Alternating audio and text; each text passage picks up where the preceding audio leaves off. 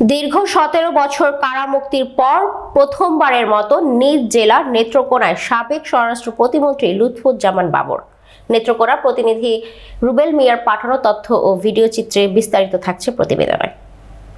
নেত্রকোনার ঐতিহাসিক মুক্তারপাড়া মাঠে বিশাল গণসংবর্ধনায় লাখ মানুষের ঢলে সাবেক স্বরাষ্ট্র প্রতিমন্ত্রী ও কেন্দ্রীয় বিএনপির সাবেক প্রকাশনা বিষয়ক সম্পাদক লুৎফুজ্জামান বাবর বলেন, আমি আজ আপনাদের সামনে দাঁড়িয়ে আবেগ আপ্লুত।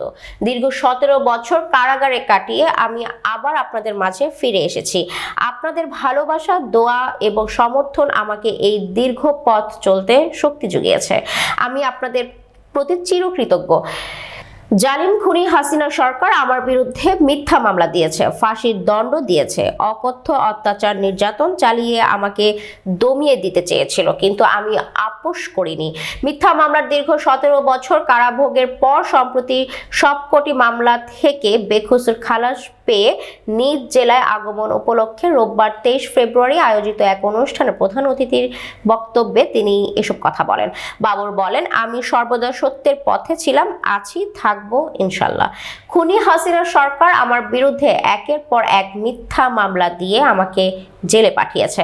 বিএনপির চেয়ারপারসন দেশনেত্রী বেগম খালেদা জিয়া ও ভারপ্রাপ্ত চেয়ারম্যান তারেক রহমানের বিরুদ্ধে মিথ্যা সাক্ষী দিতে রাজি না হওয়ায় বিচার ব্যবস্থাকে ব্যবহার করে অন্যায়ভাবে আমাকে মৃত্যুদণ্ড ও যাবজ্জীবন কারাদণ্ড দিয়েছিল। নেত্রকোনা সহ দেশবাসীর দোয়া ও সমর্থন পাওয়ার এবং আল্লাহর অশেষ রহমতে আমি সবকটি মামলা থেকে খালাস পেয়েছি। দেশের স্বাধীনতা সার্বভৌমত্ব রক্ষার জন্য আমি আমার জীবন বাজি রাখতে রাজি আছি, যে কোনো ত্যাগ স্বীকারে প্রস্তুত আছি।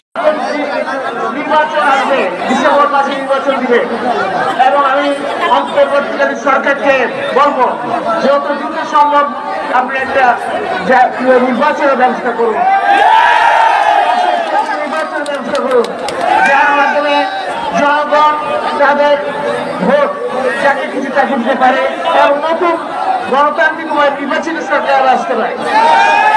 তিনি আরো বলেন, ছাত্র জনতার গণ অভ্যুত্থানে স্বৈরাচারী হাসিনা সরকারের পতন হয়েছে, দেশে এখনো গণতন্ত্র প্রতিষ্ঠিত হয়নি। আমি অন্তর্বর্তী সরকারের কাছে জোর দাবি জানাচ্ছি যাতে দ্রুত নির্বাচনের রুট ম্যাপ ঘোষণা করা হয়। তিনি তারেক রহমানের নেতৃত্বে 31 দফা বাস্তবায়নের সকলকে ঐক্যবদ্ধভাবে কাজ করার আহ্বান জানান।